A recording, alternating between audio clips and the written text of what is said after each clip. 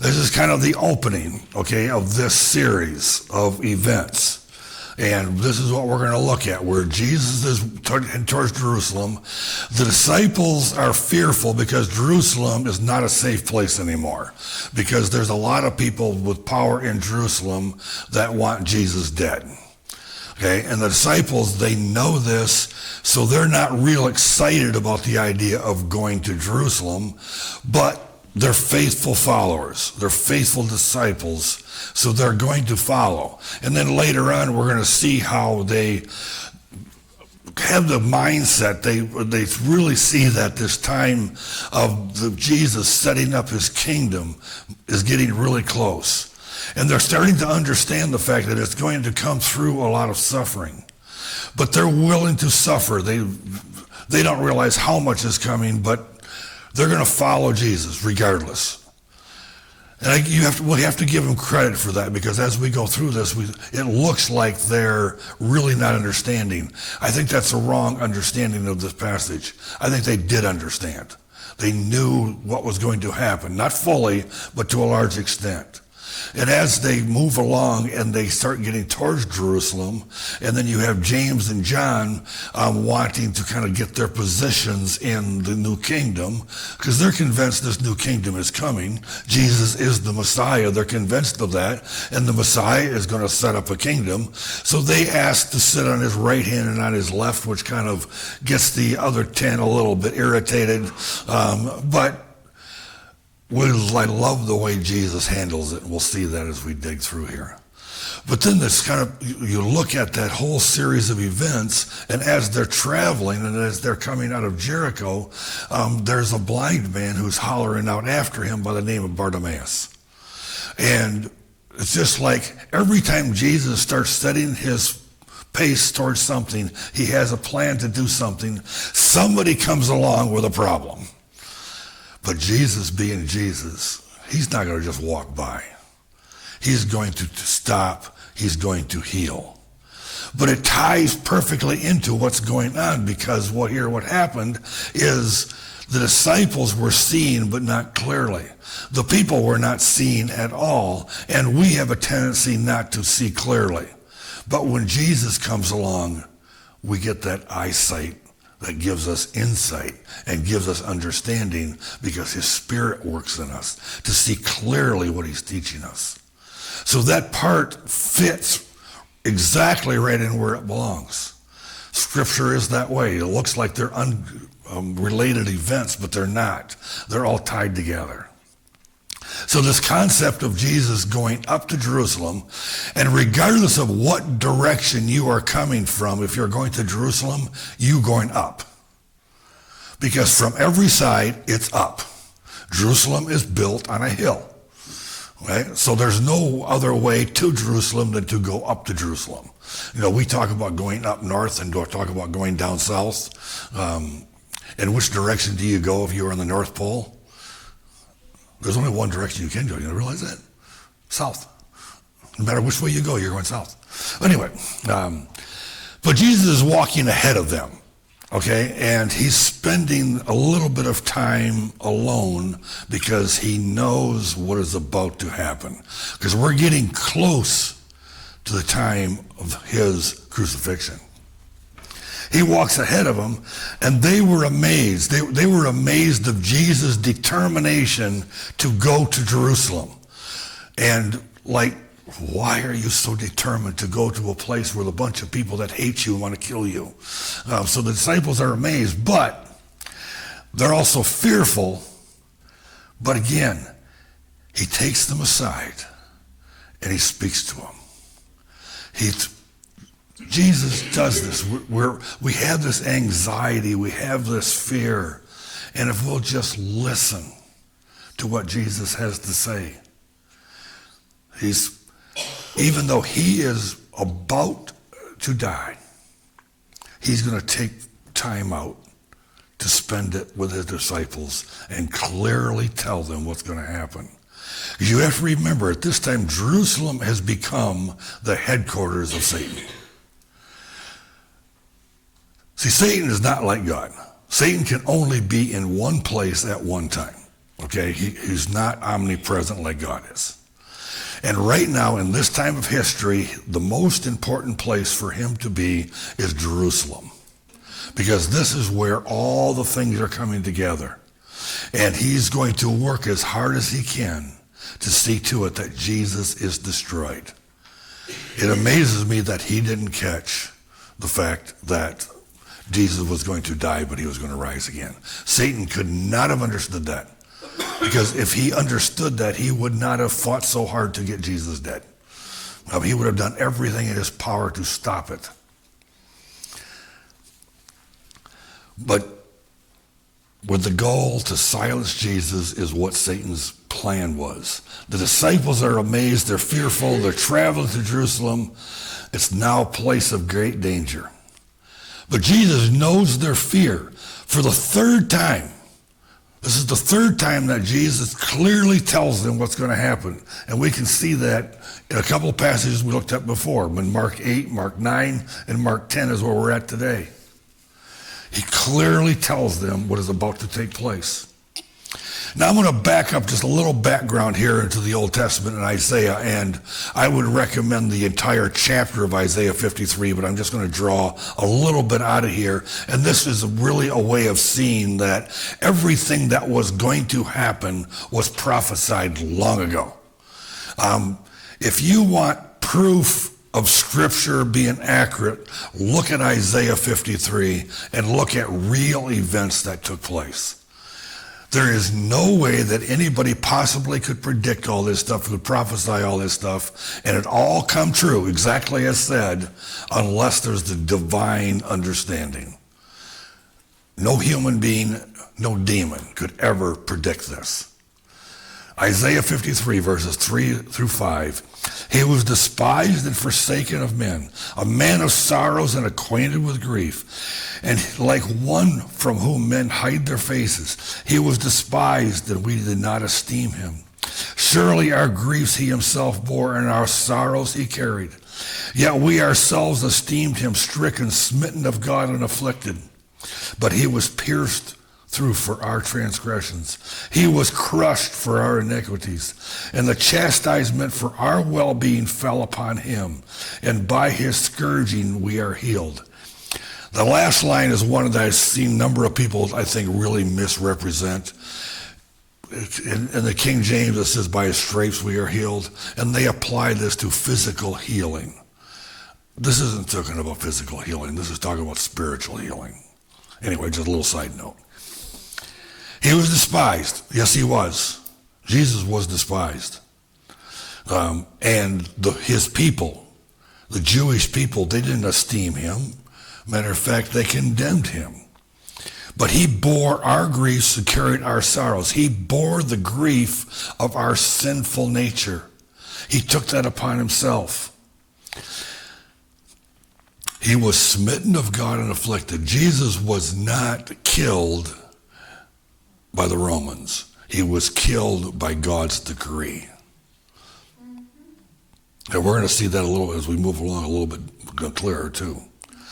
And if for our transgressions, it was because of our sins this happened. There was a debt that had to be paid. For our well-being fell upon him. In other words, in order to solve this sin problem, Jesus took it upon himself so that we could be cleansed of our sin. Isaiah prophesied this a few hundred years before this actually took place. Moving along, Mark 33-34 verses, saying, behold, remember behold, we've had that a number of times through the book of Mark.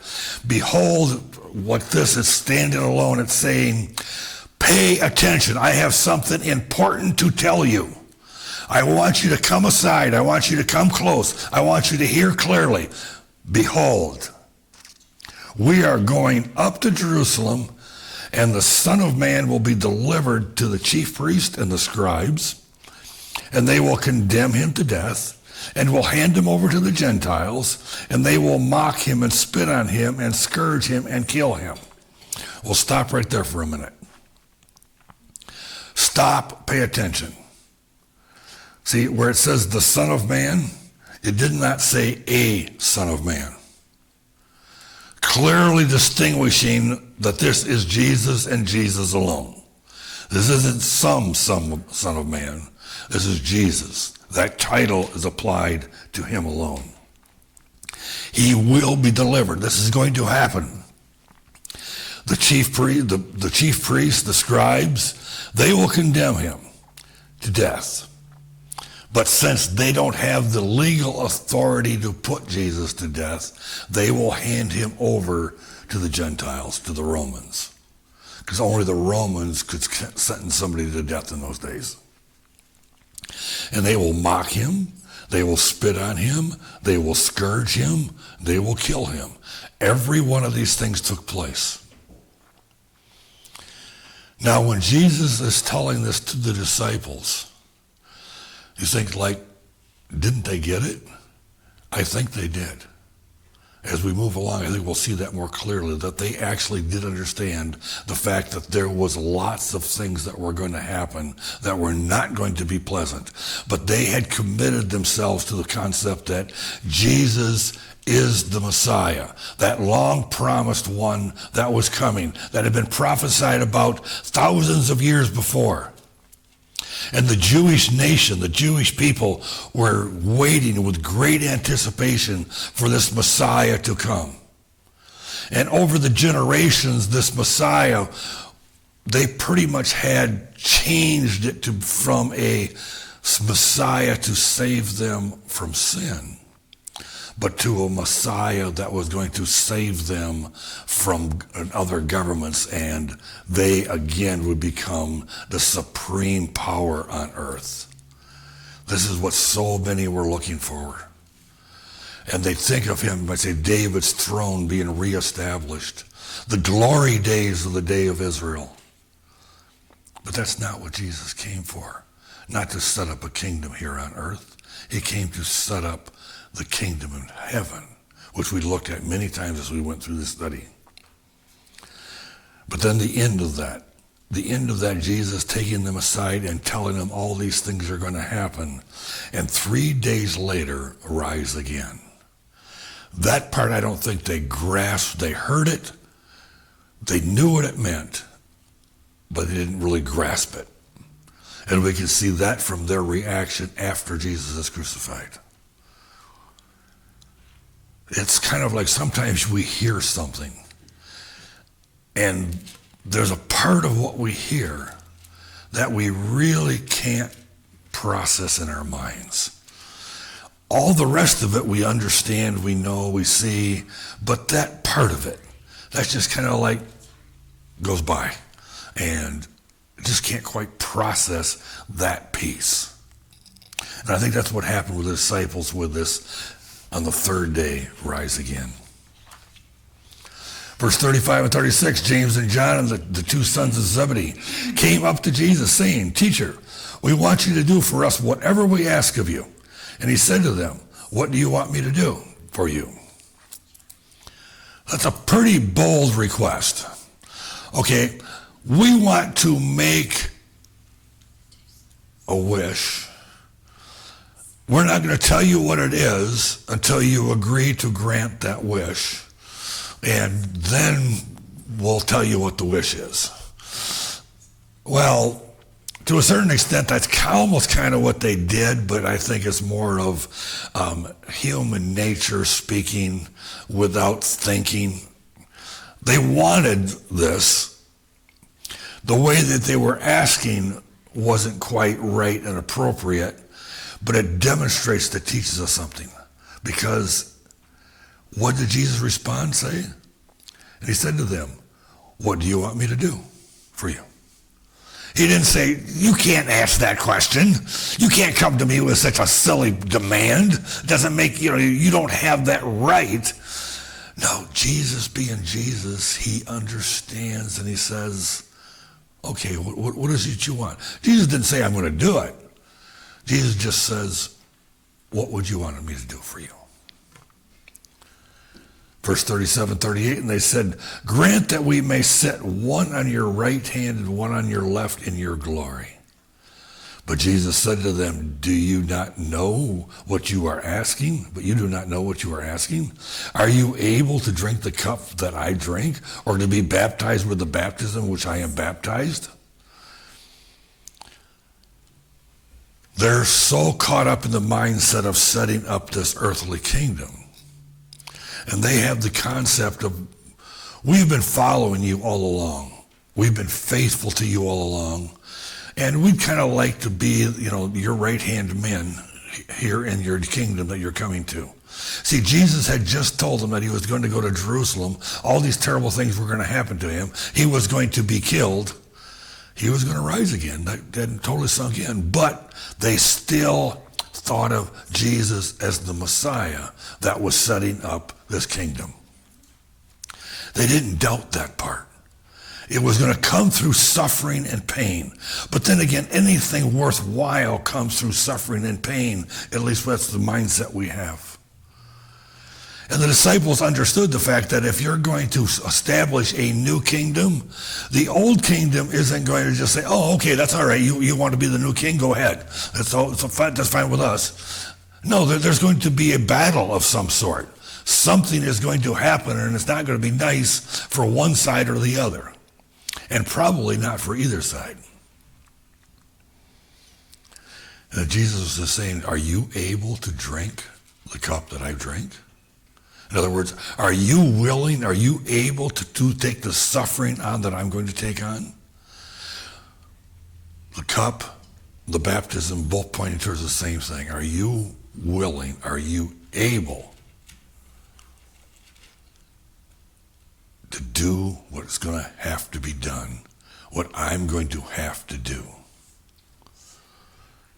And we'll see in a minute their answer. They believed the time was near. The time was near in which Jesus was going to establish his kingdom. They knew it was going to come in with suffering. They were willing to suffer. In verse 39 and 40, and they said to him, we are able. Now that almost sounds like, you might say, a childish answer that we might make when we are 5 or 6 years old, and the child asks, can I drive the car? And the father says, no, you're just not big enough, you're not old enough. And the child says, yes, I am, with confidence. They have no doubt they're able to, even though they're not able to. But there's no doubt that they're able to. And here's what the disciples are saying, James and John, we are able, not really grasping what that all means. But to sit on my right hand and on my left, this is not mine to give, but it is for those whom it has been prepared. See, Jesus is clearly saying the setting up of the kingdom and who's going to sit in what positions and all of those things, that's not my role. He doesn't say it here, but basically what he's saying is, that's the role of my Father. My Father will make those decisions. I don't. I didn't come here to make those decisions. I didn't come here to do some pre-training so that you're now trained to fit this spot. You're trained to fit that spot. No, I came here to give my life, to teach you, yes, but I came to give my life. For those who's been prepared, God has already established who will sit where and what position each person has. And every one of his children will have a position. Heaven is not going to be a place of sitting playing harps on the clouds. That's not heaven. There will be things that we will do. We don't know what, because we didn't even know what it's going to be like, other than the fact it's going to be glorious and wonderful, and no pain, no sorrow, no sadness, no crying, no sickness, no pain, no nothing. I mean, it's all good. It's wonderful. What that's going to be like, we can't imagine it.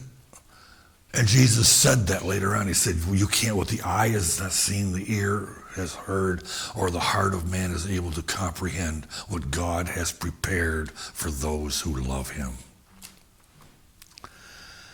Now, verses 41 and 42, hearing this, the 10 began to feel indignant with James and John.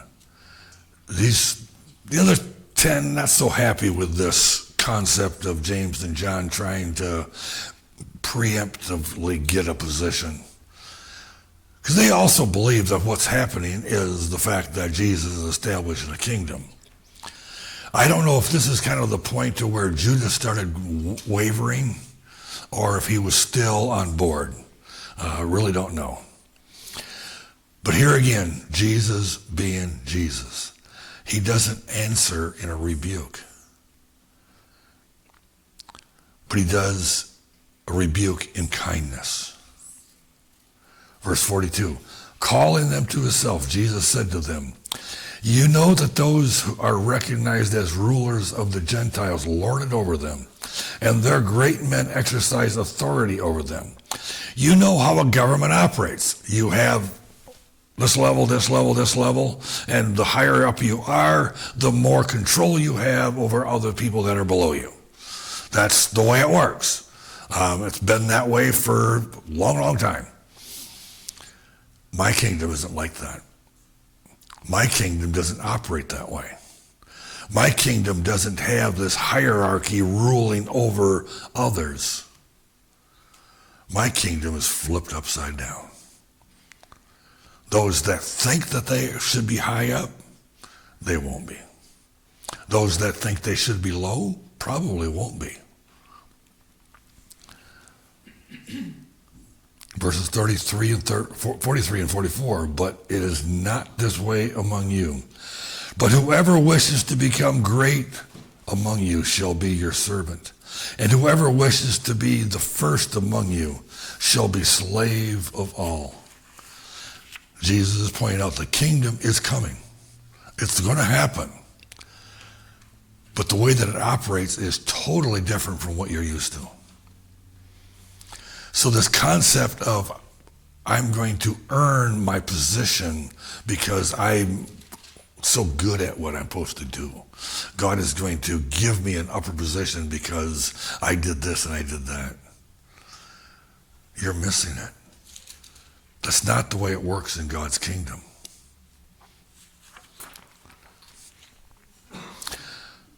But the rebuke ends this way in verse 45.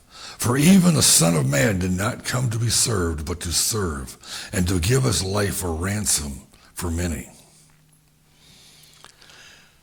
Here's an easy one to misunderstand. Okay? Our mind automatically goes that Jesus came to cover our sin by his death and resurrection, that he came for us. There's truth to that, but it's missing the bigger picture. Jesus did not come so much, first of all, for us as he did for obedience to the Father.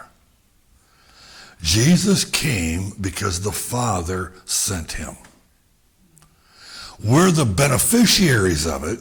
We get all the wonderful things that happen, but his primary focus, his primary responsibility was obedience to the Father, not obedience to us. That's hard to sink in. It's kind of like, I've thought of it the other way all my life. I've never thought of it this way. So it's hard to grasp. I know that. I had the same thing when the first time I looked at this and thought, Jesus' obedience was first and foremost to his Father. We just looked at when the disciples asked who's going to be first, who's going to be last in all of this, and Jesus says, that's not mine to give. Many other passages there are that clearly states this. See, when Jesus came, it was the command of the Father. The Father did not say, Jesus, we got this problem that we need to get resolved, and, if you would like, would it be okay for you to go down to these people and have them kill you and do these horrible things to you? Is that all right? No, that's not how it went.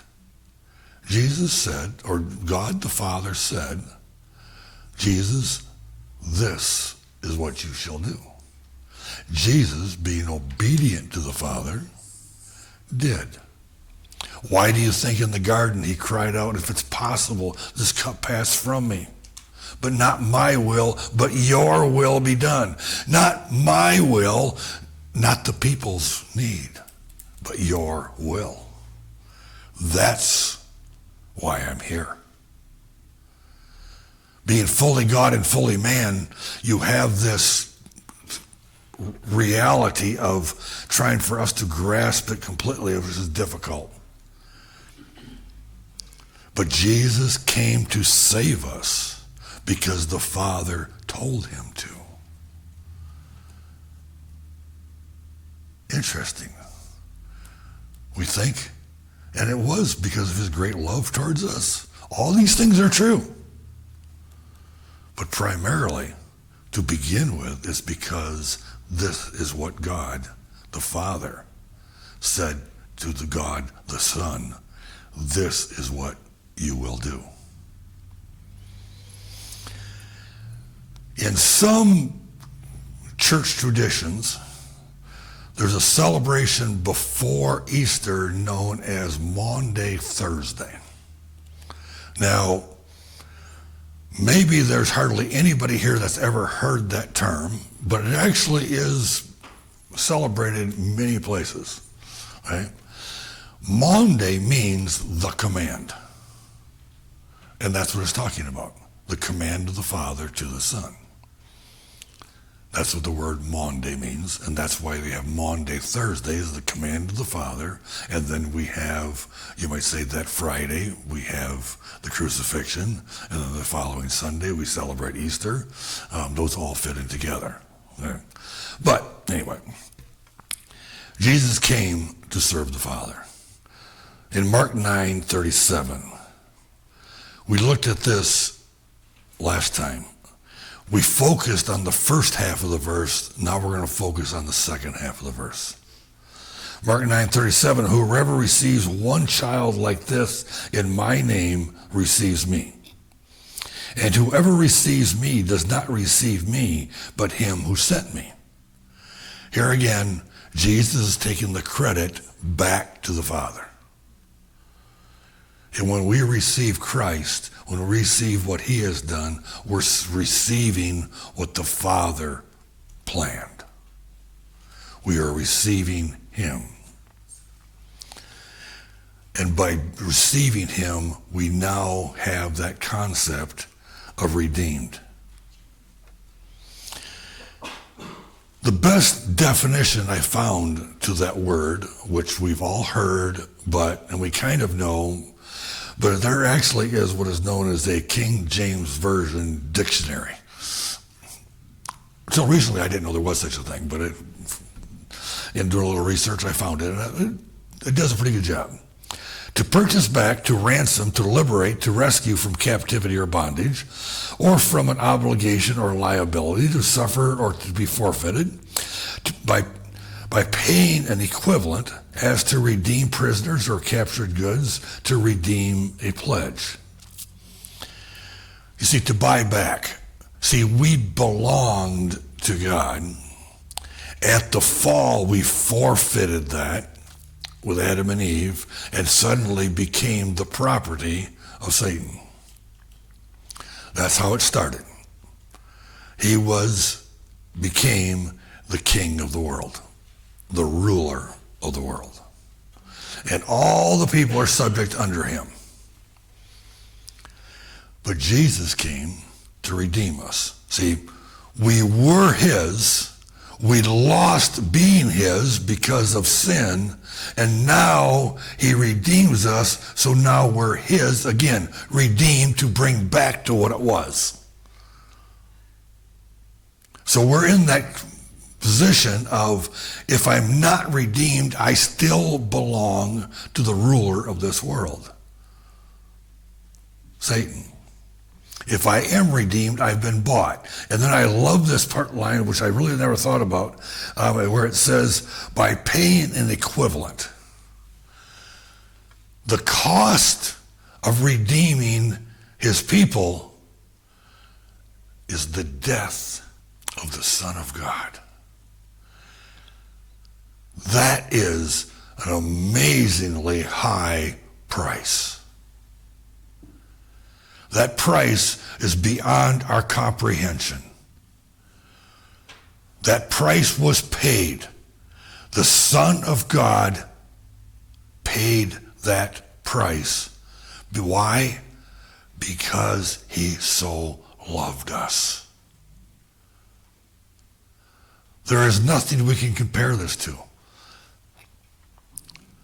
The Bible speaks of a man would gain the whole world and lose his soul. What does he have? Your soul simply could be, if it could be bought for everything in the world, but the thing is, everything in the world couldn't buy it. It's not adequate. It's not valuable enough.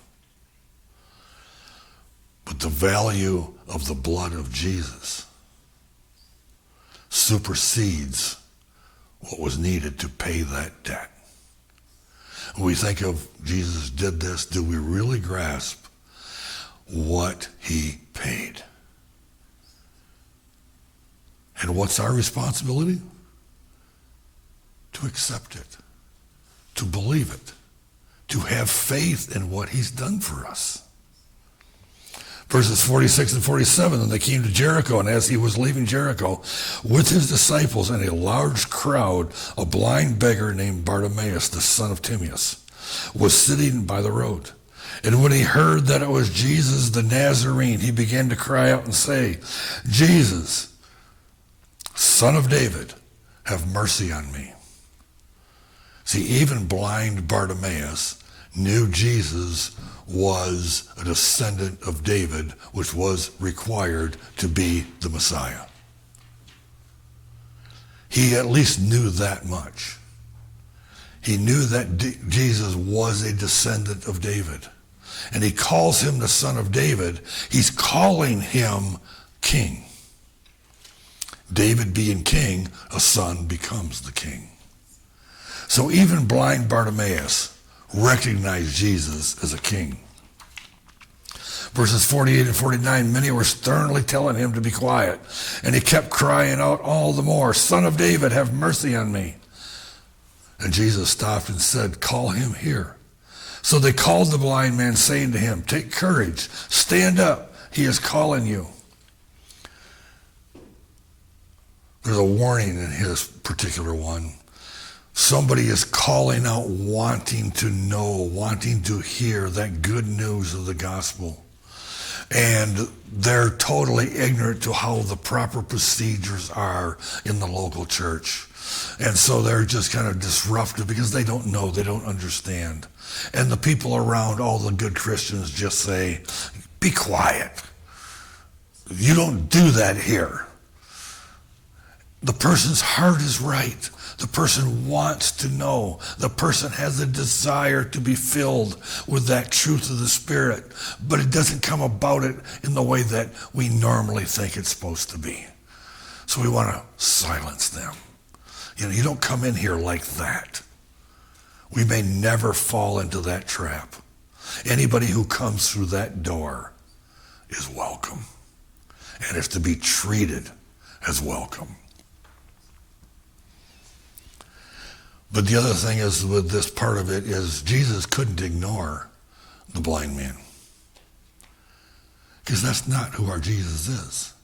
Somebody calls out to Jesus, Jesus does respond. He's not going to let the crowd dissuade him.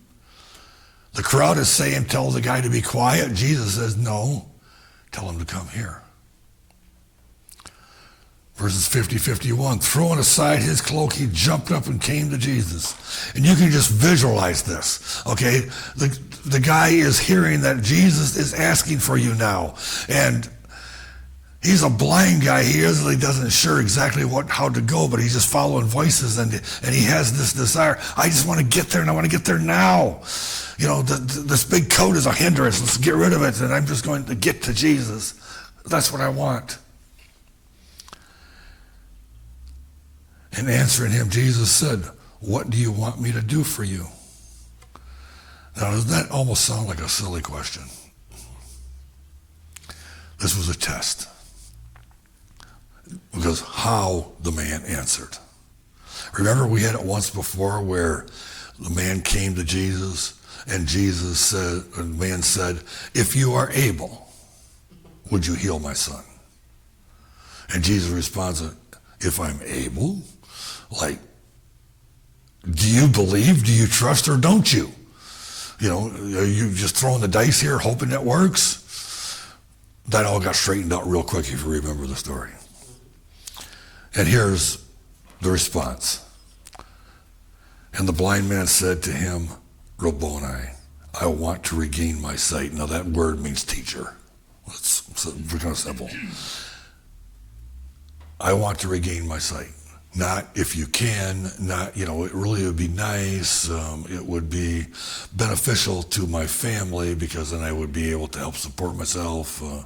No, it's, I want to regain my sight. Verse 52, and Jesus said to him, go, your faith has made you well. Immediately he regained his sight and began following him on the road. His faith made him well. I thought Jesus made him well. Faith in Jesus is what made him well. Okay? But we have to understand the concept of faith. And in Hebrews 11:6, it tells us that without faith it is impossible to please him. For he who comes to God must believe that he is, and that he is a rewarder of those who seek him. We must believe that Jesus is who he says he is. We must have that faith, because without that faith, we have nothing.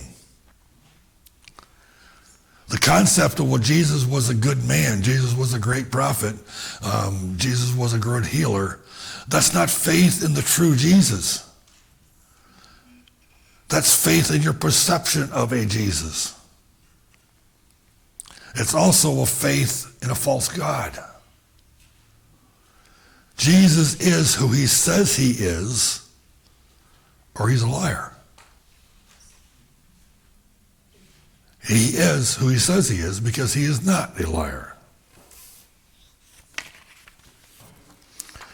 So what do we have to have faith in? The redeeming work of Jesus. We say faith in Jesus, okay? But we take that a little bit farther, just, I think, more for clarification. In that, in the redeeming work, it's the work that Jesus has done. It's what he did for us on the cross. What he did for us through his entire life. And what he is preparing for us now. That one day we will be with him. He says, I go and prepare a place for you. This is all part of that redeeming work. We must have faith in that redeeming work for it to be real faith.